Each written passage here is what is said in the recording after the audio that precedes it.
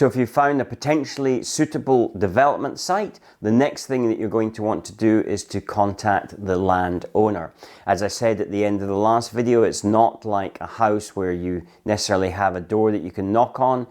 Land, it doesn't clearly have that. That's why you're kind of looking at it. Some cases it might do.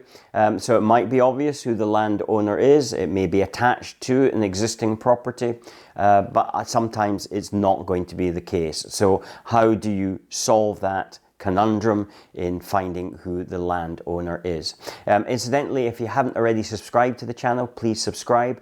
There's 21 videos in this series that we're going to be covering, and that way you'll make sure that you don't miss one of them. And also hit that notification. It's no longer hitting the bell. There is actually select all. There's a little drop down that comes now. So please do that. It helps us putting out these videos. So land is not like property, no front door.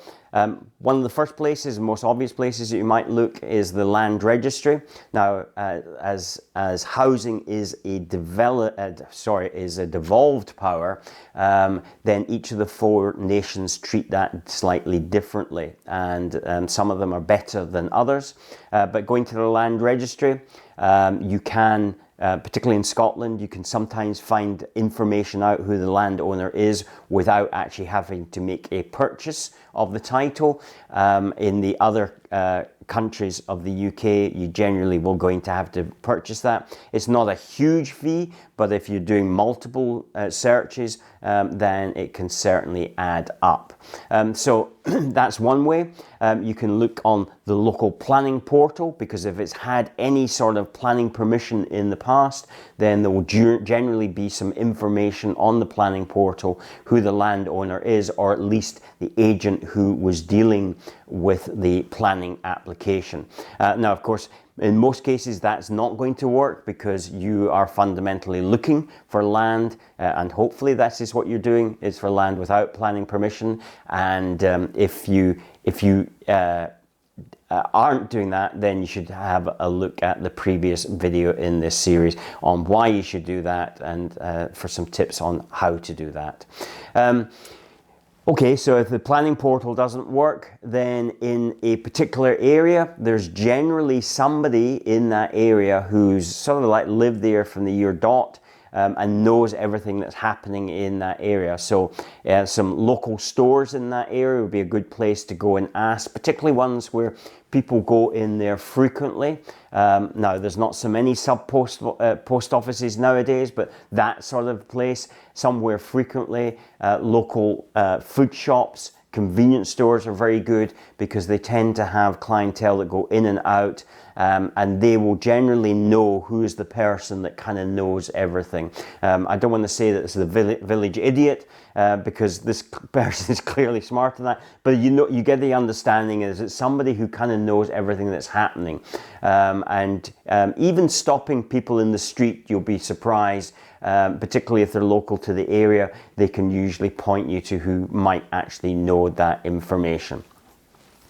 So once we've identified who the landowner is, we're going to either directly contact them, or if we're trying to do this in volume, we're more likely to going to send out a letter to them. Now, that first letter will get a limited response. Some people will call you up and they will say, yes, I'm interested, or no, I'm not interested. So you'll be able to discount that very, very quickly, those that are interested and not interested. And then the idea is then to follow up a second letter, and we use a particular type of letter that we use that generally gets a reaction, because there's humor in there, and that generally sparks a response. But if we don't get a response from the second letter, then we will then go and try and visit, particularly if we know the address of the landowner. And it's not kind of like you're turning up as a cold call. You've already sent them 2 letters, and so therefore that serves as an introduction to you. Now, one of the first things that they're going to say is, how much are you going to pay for your land? The important thing to understand here is that you don't know how much you're going to pay for the land, because you've done, at this point, no research. All you're trying to do at this stage is identify whether they're interested in selling the land or not. And So if they've responded to a letter and they've phoned you up, you're simply wanting to make an appointment to get in front of them. If you have visited them and you are therefore in front of them, then it would be a slightly different approach, and we'll cover that in a later video. So for the moment, we're just dealing with this initial contact. So you're looking to set the appointment. That's all that you're looking to do at this point.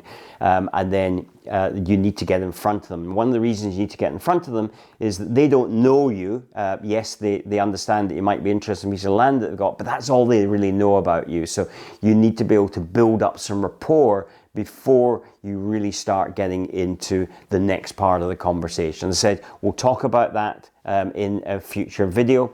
In the meantime, I should point out that we have a Facebook group which might be of interest to you. It's called Property Development UK.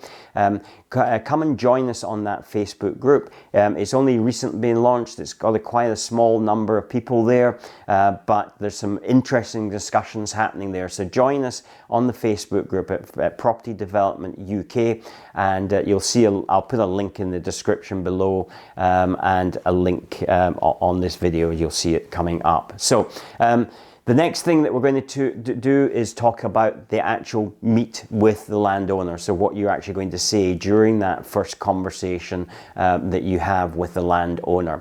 If you want to watch that video and it's already been published, then follow this link here. If you want to watch the one previous to that, then follow that link there. Until the next time, take care and look forward to speaking to you then. Bye-bye.